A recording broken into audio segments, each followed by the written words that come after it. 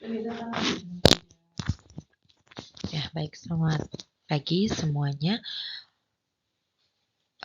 Untuk materi MKPK hari ini mengenai prinsip kerahasiaan ya, informed choice dan juga informed consent ya. Nah, untuk materi ini saya pikir bukan sesuatu yang baru lagi ya untuk ibu-ibu dan adik-adik sekalian, karena dalam keseharian kita pasti kita sering mendengar apa sih informed choice, apa itu informed consent gitu ya, bukan cuma mendengar saya pikir, tapi sudah melakukannya juga ya. Jadi ini mungkin sekedar review saja, apa sih yang dimaksud dengan informed choice dan juga informed consent, serta bagaimana prinsip kerahasiaan dalam pelayanan kebidanan. Nah, yang pertama kita lihat dulu mengenai hak warga negara dalam pelayanan kesehatan. Nah, hak warga negara dalam pelayanan kesehatan itu yang pertama adalah hak atas pelayanan kesehatan. Di antaranya terdapat hak atas informasi. Jadi, setiap warga negara Indonesia itu punya kesempatan untuk mendapatkan informasi terkait dengan pelayanan kesehatannya atau mendapatkan informasi terkait dengan status kesehatannya. Ya, itu merupakan salah satu hak yang dimiliki oleh warga negara gitu ya. Selain mendapatkan informasi atas kesehatannya, dia juga punya hak untuk mendapatkan pelayanan kesehatan. Selain dua hak ini, warga negara juga punya hak atau kesempatan untuk menentukan diri sendiri.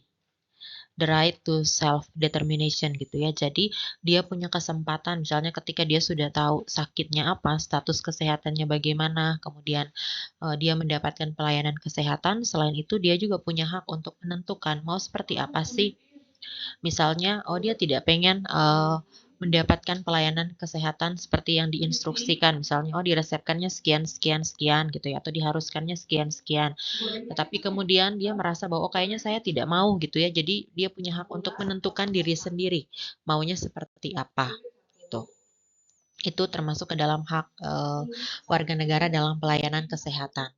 Kemudian untuk mendapatkan informasi kesehatan ada beberapa hal yang perlu untuk diperhatikan. Yang pertama, apa sih yang sudah diketahui dan kepada siapa akan disampaikan? Ya, untuk informasi kesehatan itu yang pertama adalah untuk apa yang sudah diketahui. Itu mungkin harus kita tanyakan kepada si pasiennya. Misalnya, ketika dia datang untuk melakukan pemeriksaan atau untuk mendapatkan pelayanan kesehatan, kita tanyakan dulu kalau di kalau di pengkajian itu kan kita ada data subjektif dan ada data objektif. Data subjektif itu adalah data yang kita dapatkan dari informasi yang disampaikan oleh klien atau pasien, dan data objektif itu adalah data yang didapatkan dari hasil pemeriksaan. Nah, untuk informasi kesehatan yang perlu kita gali dari pasien itu adalah terkait dengan data subjektifnya. Data subjektif itu kan banyak ya, selain identitas, kita tanyakan keluhannya bagaimana gitu ya. Kemudian selain keluhannya, riwayat penyakitnya, riwayat kesehatan terdahulunya seperti apa gitu ya. Itu yang harus digali oleh tenaga kesehatan. Kemudian kepada siapa akan disampaikan. Nah, misalnya kita sudah punya nih informasi kesehatan terkait dengan status kesehatan si pasien ini. Misalnya, ternyata si pasien ini misalnya mengalami anemia gitu ya. Nah, kepada siapa sih kita harus menyampaikan informasi ini? Apakah kepada si pasiennya langsung atau kepada siapa? Gitu ya. Nah, itu yang perlu diperhatikan ketika kita memberikan informasi ini, karena sekali lagi di dalam pelayanan kesehatan atau di dalam pelayanan kebidanan juga kita mengenal adanya prinsip kerahasiaan, bahwa tidak semua hal terkait dengan status kesehatan seseorang itu bisa seenaknya saja kita sampaikan. Tapi kan kita juga harus memilah gitu ya kepada siapa informasi itu akan diberikan.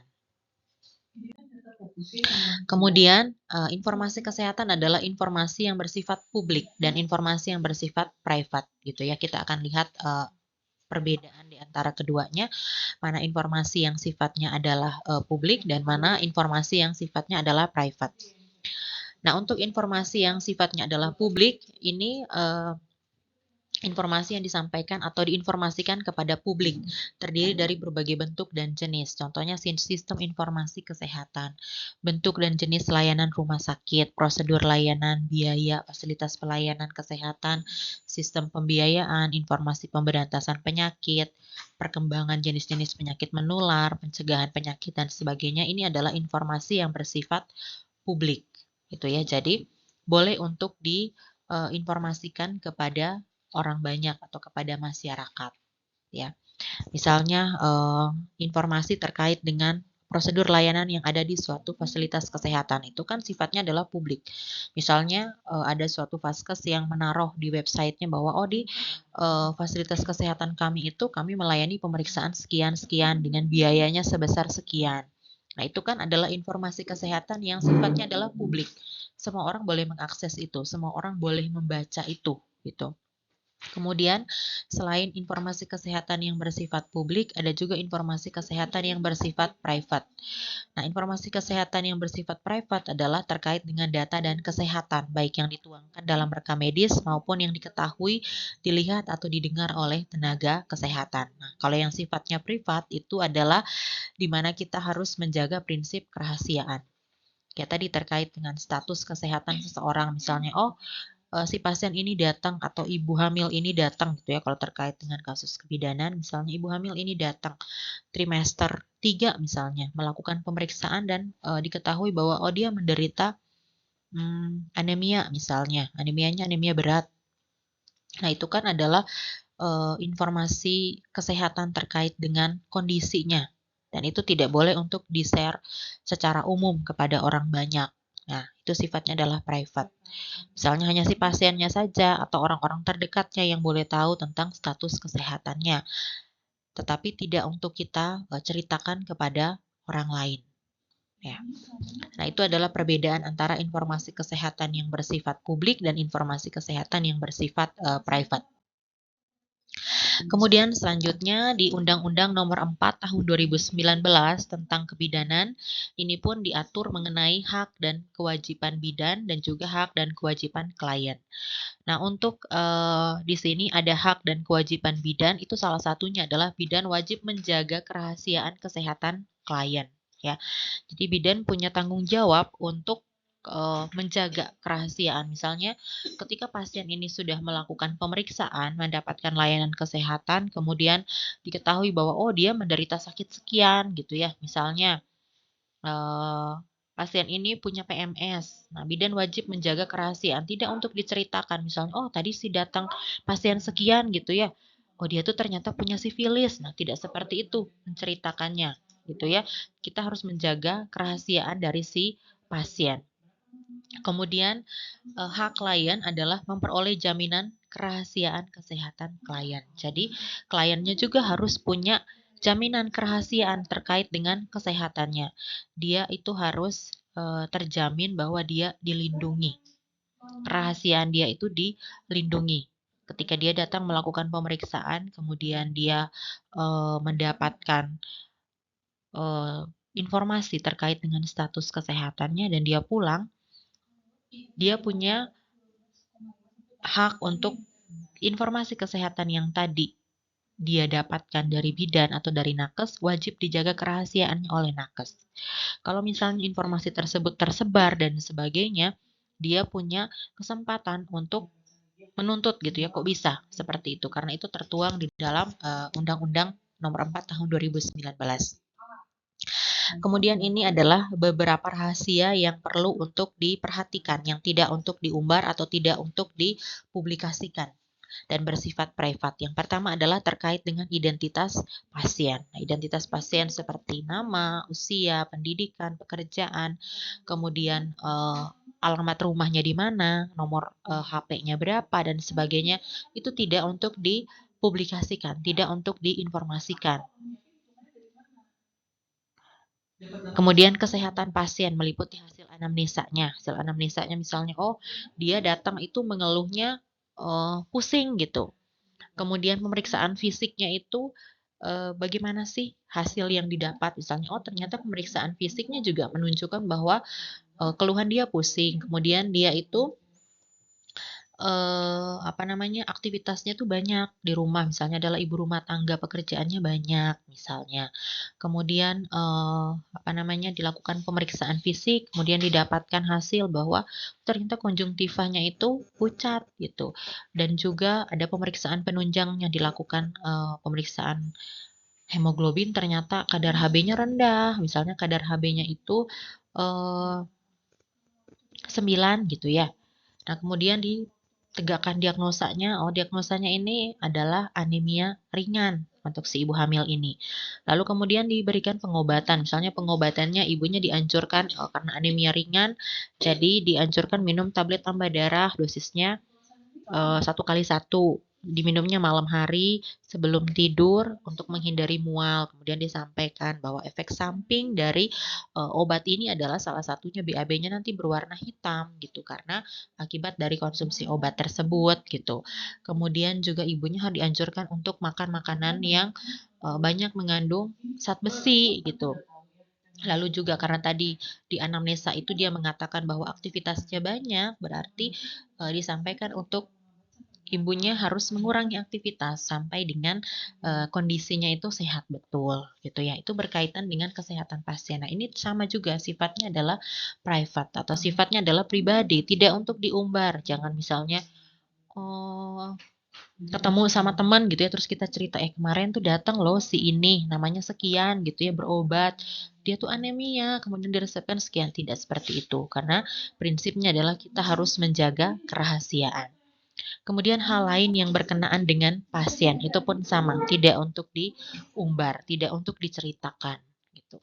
Data dan informasi sebagaimana dimaksud di atas dapat bersumber dari pasien, bisa juga bersumber dari keluarga pasien, pengantar pasien, surat keterangan konsultasi atau rujukan, atau sumber lainnya.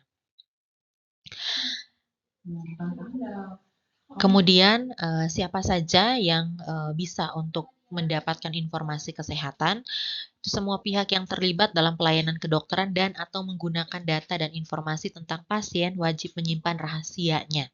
Ya, jadi misalnya, orang-orang yang memang menggunakan rekam medis tersebut itu wajib untuk menjaga kerahasiaan terkait dengan data yang ada di dalamnya. Yang pertama itu adalah dokter dan dokter gigi serta tenaga kesehatan lain. Misalnya bidan, perawat, atau siapapun yang mengakses rekam medik tersebut atau mendengar informasi terkait dengan, status kesehatan, pasien, itu wajib untuk menjaga kerahasiaan. Kemudian pimpinan fasilitas kesehatan, tenaga yang berkaitan dengan pembiayaan pelayanan kesehatan, tenaga lainnya yang memiliki akses terhadap data, kemudian badan hukum korporasi atau fasilitas pelayanan kesehatan, dan mahasiswa yang bertugas dalam pemeriksaan, perawatan, atau manajemen informasi di fasilitas pelayanan kesehatan. Termasuk juga misalnya kalau di tugas akhir itu kan ada beberapa kesempatan misalnya datanya itu membutuhkan data rekam medis dari pasien. Ketika misalnya mahasiswa mengakses data rekam medisnya pun wajib untuk menjaga kerahasiaan. Tidak untuk diceritakan misalnya, "Oh ini kemarin saya nemu nih rekam medisnya tetangga saya," misalnya, "Oh ternyata dia itu sebelumnya pernah punya sakit ini," gitu. Enggak seperti itu, tapi kita wajib menjaga kerahasiaannya, ya. Lalu kemudian ada, terkait dengan manajemen informasinya.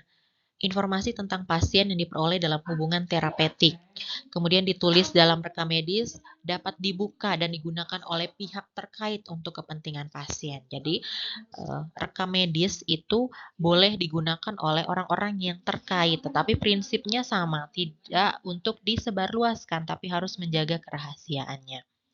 Kemudian rekam medis milik institusi, isi rekam medis milik pasien. Kewajiban terhadap privasi dan rahasia, dan kewajiban berkomunikasi dan membuka informasi. Kemudian selanjutnya itu terkait dengan rahasia medis ya. Tadi sudah saya sampaikan bahwa kalau rahasia medis itu terkait dengan rekam medisnya. Isi dari rekam medisnya itu walaupun rekam medis itu adalah milik institusi fasilitas kesehatan, tetapi isi dari rekam medis itu adalah kepunyaan dari pasien sehingga tidak untuk disebarluaskan. Ya ini, semua informasi kesehatan pasien harus dirahasiakan dan hanya dibicarakan dengan tenaga kesehatan yang terlibat dalam perawatan pasien tersebut. Ya misalnya kasusnya adalah ibu hamil gitu ya.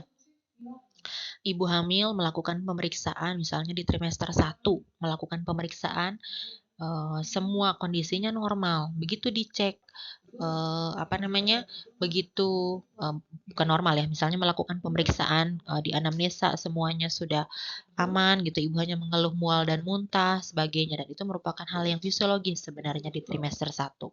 Kemudian ketika dilakukan pemeriksaan fisik, ada beberapa hal yang ditemui nih. Misalnya, eee, ternyata ibunya mengalami keputihan gitu ya, mengalami keputihan, eee, patologis gitu ya, warnanya itu tidak lagi, normal gitu ya. Nah, itu kan adalah hal yang dialami oleh pasien. Keputihan kalau fisiologis pada, eee, kehamilan itu adalah hal yang normal. Tapi kalau dia sudah mengarah ke patologis, itu kan sudah hal yang tidak normal. Misalnya, oh ternyata keputihannya itu keputihan patologis nih. Kalau patologis itu kan takutnya ada infeksi gitu ya, yang bisa berpengaruh terhadap kehamilannya.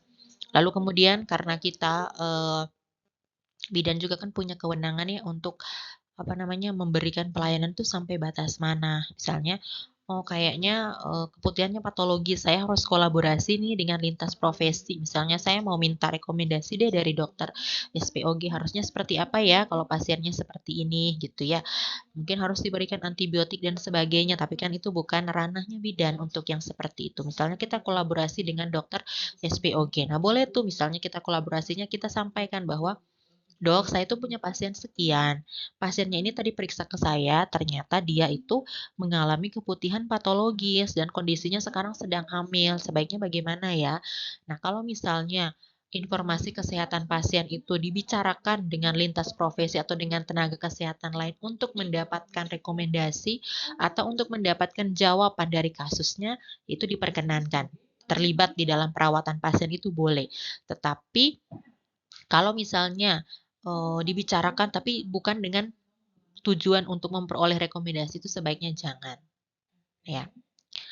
Kemudian rekam medis itu disimpan dengan baik dan tidak membicarakan kasus pasien dengan siapapun di luar dari, orang yang terlibat di dalam perawatan tersebut, ya. Misalnya, oh kayaknya seneng gitu ya ngegosip, ngomongin orang gitu ya. Nah itu tidak seperti itu, karena itu sifatnya adalah rahasia.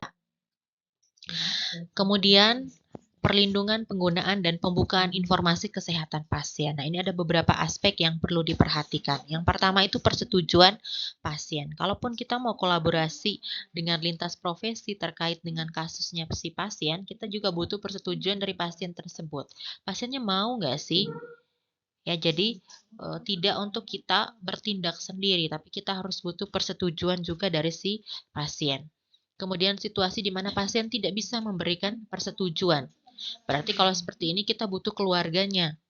Kalau pasiennya tidak kompeten untuk memberikan persetujuan, barangkali kita bisa tanya ke keluarganya. Keluarganya bagaimana?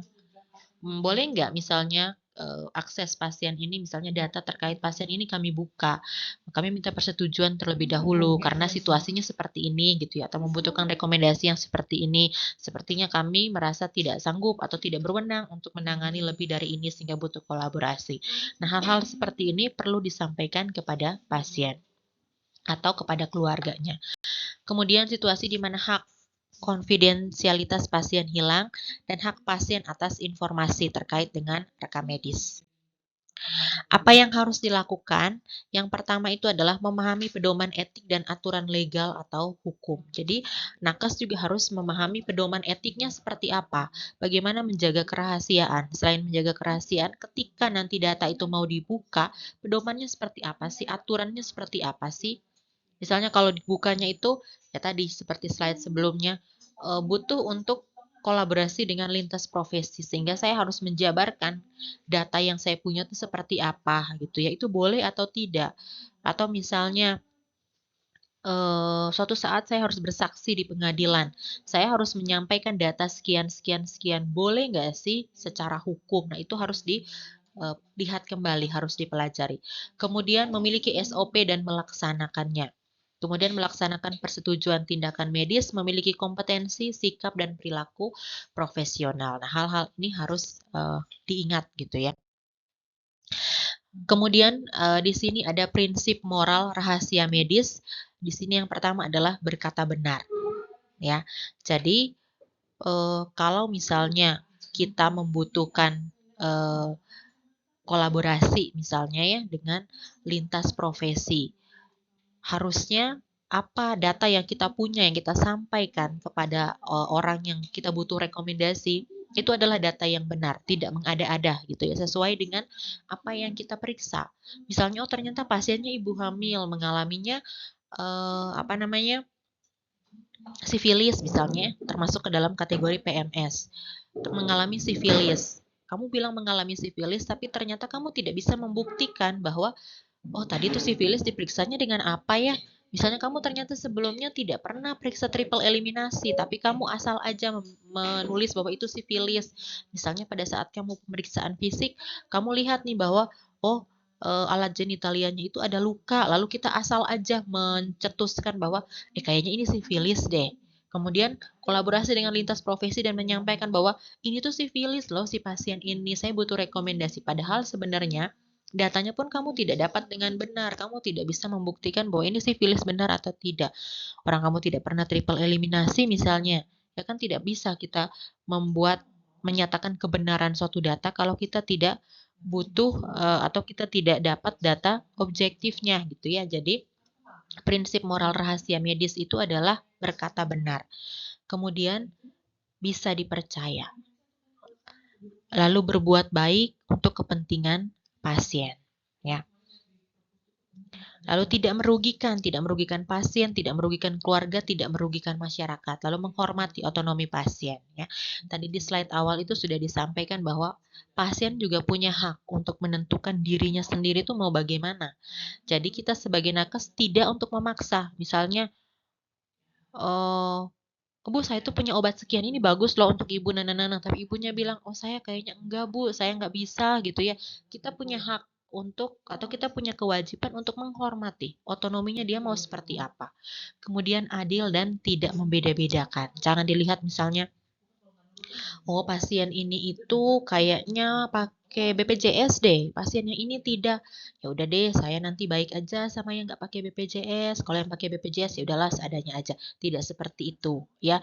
Karena itu prinsip moral dari rahasia medis itu tidak membeda-bedakan. Kan kalau kita jadi nakes itu kan kita disumpah ya bahwa kita akan berperilaku adil, tidak membeda-bedakan. Nah, jadi itu harus diterapkan pada saat kita melakukan pelayanan, ya. Kemudian jika ada konflik prinsip moral dan harus memilih, maka pilihlah yang lebih penting, ya. Ini dikaitkan kembali dengan etika pelayanan kebidanan. Kalau di etika pelayanan kebidanan itu kan ada namanya dilema etik gitu ya. Ada beberapa kasus yang memang ada kasus-kasus yang kita jadi berpikir ini sebaiknya gimana ya? Kita butuh pikir panjang gitu ya, ada dilema etiknya. Dan kalau misalnya ada seperti ini, maka pilihlah yang lebih penting. Ya. Kemudian pengungkapan rahasia. Di sini pertama adalah pengungkapan rahasia kesehatan klien itu hanya dilakukan atas dasar kepentingan kesehatan klien, ya.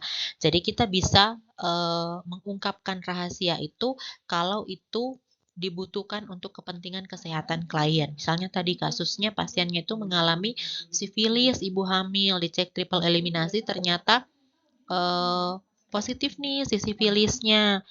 Nah, kan kalau bidan, tidak bisa ya bekerja sendiri kalau misalnya mengalami, kasus seperti itu. Misalnya butuh kolaborasi dengan dokter. Jadi kita pertama harus minta izin dulu kepada pasien ya. Misalnya, "Ibu, saya tuh tidak bisa misalnya, bekerja sendiri terkait dengan kasus Ibu. Tadi sudah saya sampaikan bahwa diagnosanya Ibu mengalami sifilis dan kondisinya juga Ibu sedang hamil. Saya mohon izin, saya akan kolaborasi dengan dokter. Jadi ada beberapa data Ibu yang perlu saya sampaikan kepada dokter untuk kita, dapatkan solusinya bagaimana sih, pengobatannya seperti apa, supaya kita sama-sama enak, ibu bisa menjalani kehamilannya dengan baik, kemudian janinnya juga, eee, di dalam kehamilan ini pun, kondisinya baik gitu ya. Nah itu perlu untuk kita sampaikan kepada, klien. Kemudian permintaan aparatur penegak hukum dalam rangka penegakan hukum. Misalnya ya amit-amit suatu saat ada masalah terkait dengan si pasien ini, kemudian dia menuntut dan sebagainya. Kita diminta untuk menjadi saksi gitu ya. Kita boleh untuk menyampaikan hal-hal yang terkait dengan data yang kita punya. Tapi kembali lagi ada beberapa hal yang perlu diperhatikan. Mana yang boleh disampaikan, mana yang butuh hanya dengan inisial dan sebagainya gitu ya. Kemudian persetujuan klien sendiri dan juga ketentuan perundang-undangan ya. Nah, ini pengungkapan rahasia itu diatur di dalam peraturan menteri ya, diatur juga di dalam undang-undang. Kemudian untuk upaya untuk mengatasi etik moral, setiap pihak atau nakes dan juga klien harus menyadari hak dan kewajibannya serta mampu menempatkan dirinya dalam porsi yang tepat ya. Upaya yang dapat mempertemukan kebutuhan kedua belah pihak tanpa merugikan salah satu pihak adalah melalui komunikasi interpersonal atau konseling. Komunikasi tersebut terwujud dalam bentuk informed choice dan informed consent. Nah, ini kalau kita lihat secara penggalan katanya ya, menurut John Eccles, informed itu diartikan sebagai telah diberitahukan, telah disampaikan, telah diinformasikan. Sedangkan choice itu pilihan. Jadi kalau secara umum, informed choice itu diartikan sebagai memberitahukan atau menjelaskan pilihan-pilihan yang ada kepada klien, ya. Atau menurut definisi yang lain, menurut Sarah, ini informed choice adalah suatu keputusan yang dibuat setelah melalui pertimbangan matang terhadap bukti-bukti ilmiah yang relevan. Keputusan tersebut dipengaruhi oleh lingkungan, keyakinan, dan pengalaman orang tersebut. Nah, ini sebelum meminta persetujuan klien mengenai tindakan medik yang akan diambil, tenaga kesehatan wajib memberi informasi yang jelas mengenai alternatif pilihan yang ada beserta manfaat dan risiko yang menyertainya. Keberadaan tenaga kesehatan sangat penting untuk terus mendampingi klien, memilih dan memilah informasi yang tepat untuk mendukung proses pengambilan keputusan yang tepat dan tidak merugikan pihak manapun. Ya, jadi sebelum informed choice atau sebelum klien atau pasien itu menentukan pilihan atau menandatangani suatu persetujuan, ada informed choice terlebih dahulu. Ya. Nah, ini rambu-rambu dalam informed choice adalah informed choice itu bukan sekedar mengetahui berbagai pilihan, namun juga mengenai benar manfaat dan resiko dari pilihan yang ditawarkan. Informed choice tidak sama dengan membujuk atau memaksa klien mengambil keputusan yang menurut orang lain baik, meskipun dilakukan dengan cara yang halus, ya. Jadi, misalnya nih, pasiennya itu datang untuk mau melakukan KB, tapi dia belum paham KB itu apa aja gitu ya. Jadi kita harus melakukan informed choice dulu nih. Kita harus jelaskan dulu bahwa oh Ibu KB itu ada macam-macam jenisnya. Misalnya ada yang metodenya itu, ada yang KB mengandung hormon, ada yang KB-nya tidak mengandung hormon gitu ya. Kemudian juga ada yang metodenya sederhana gitu, ada yang metodenya itu adalah alamiah dan sebagainya. Nah, itu harus dijelaskan juga kepada si pasien. Setelah dia menjelaskan, setelah si nakesnya menjelaskan semuanya, kemudian kliennya itu diberi pilihan. Silakan sekarang Ibu memilih baiknya seperti apa. Nah, itu kan sebenarnya proses konseling yang harus dijalani. Jadi tidak terburu-buru misalnya, oh, Ibu sebaiknya pakai IUD aja deh. Ibu bagus nih pakai IUD karena IUD itu jangka panjang, Bu. Kemudian Ibu tidak perlu bolak-balik lagi untuk suntik dan sebagainya. Ibu tidak perlu takut lupa minum pil dan sebagainya gitu ya. Jadi pakai IUD aja ya, Bu. Nah, itu kan kita memaksa atau kita membujuk. Padahal sebenarnya tidak seperti itu kalau dalam proses konseling. Informed choice itu adalah kita menjelaskan misalnya tadi kasus terkait KB. Si pasiennya mau pakai KB, tapi dia belum tahu jenis-jenis KB-nya. Kita jelaskan bahwa KB itu ada sekian banyak. Kemudian manfaatnya ini gitu ya.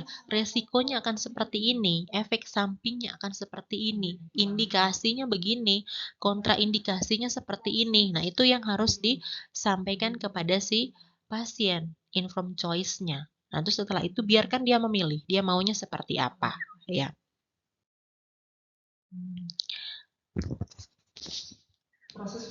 Nah, ini ingat bahwa bidan bukan klien. Sebesar apapun empati bidan terhadap penderitaan klien tidak akan pernah sama, karena bidan tidak merasakan apa yang dirasakan klien. Ya, jika hal itu terjadi pada saya, maka saya akan gitu ya. Itu kan menurut kita. Misalnya tadi, kita memaksa pasien, Ibu sebaiknya pakai IUD aja. Saya juga pakai IUD, Bu. Bagus, Bu. Saya sudah pakai misalnya 5 tahun. Aman-aman aja kok, Bu. Saya mensnya lancar. Berhubungan intim juga nggak masalah kok. Bukan seperti itu. Itu kan sifatnya memaksa. Nah, yang terjadi pada kita seperti itu, tapi kan kita nggak tahu yang terjadi pada pasien seperti apa. Hatinya dia tuh mau seperti apa sih memilihnya gitu ya. Jadi harus diingat bahwa bidan itu bukan klien. Kita tidak bisa memposisikan kita ada di posisi si klien gitu ya. Biarkan dia memilih, dia maunya seperti apa. Kemudian, biasanya untuk mempercepat proses pengambilan keputusan, bidan seringkali mengatasnamakan rumah sakit sehingga klien menuruti keinginan bidan. Misalnya, biasanya kami melakukan tindakan medis X karena hal itu sudah merupakan kebijakan rumah sakit ini gitu. Tidak seperti itu gitu ya, karena jangan sampai pasiennya menuruti karena apa yang kita sampaikan gitu. Padahal sebenarnya dalam hatinya dia atau misalnya dia sebenarnya tidak cocok atau dia itu sebenarnya tidak pengen seperti ini gitu ya. Jadi jangan seperti itu.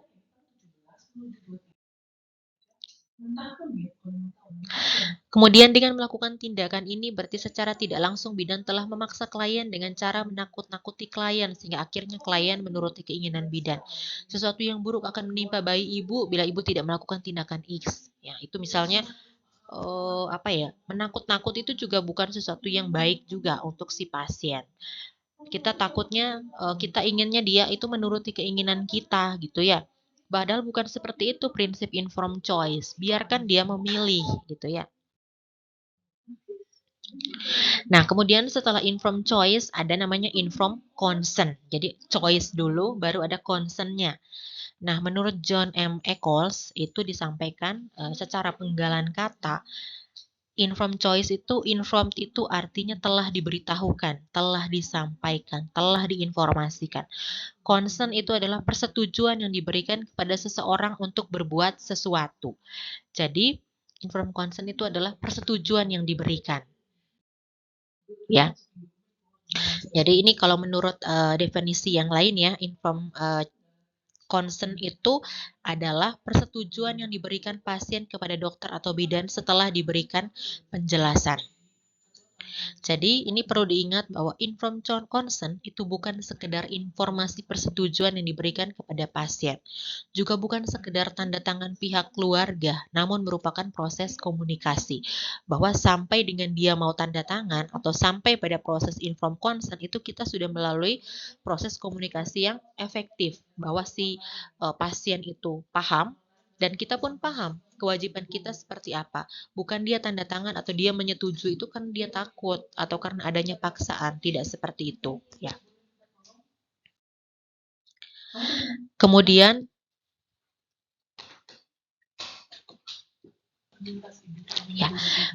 selanjutnya inti dari proses informed consent adalah kesepakatan antara tenaga kesehatan dan klien. Sedangkan formulir hanya merupakan pendokumentasian hasil kesepakatan. Informed consent harus dilakukan setiap kali akan melakukan tindakan medis, sekecil apapun tindakan tersebut.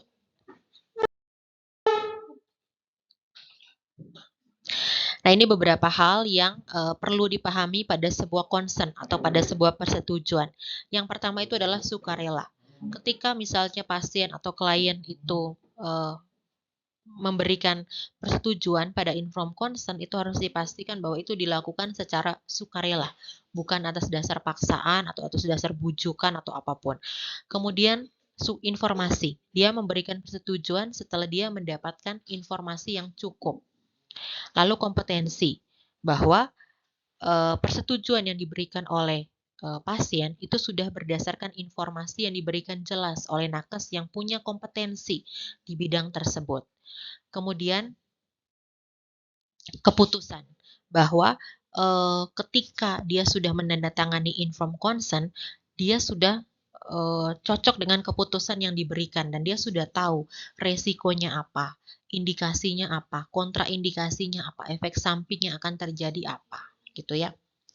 pasien yang dinyatakan memiliki kapasitas untuk memberi konsen apabila yang pertama itu pasien mampu memahami keputusan medis berdasarkan berbagai informasi yang ia peroleh. Kemudian persetujuan dibuat tanpa tekanan dan sebelum memberi konsen atau persetujuan, pasien harus diberikan informasi yang memadai. Ya.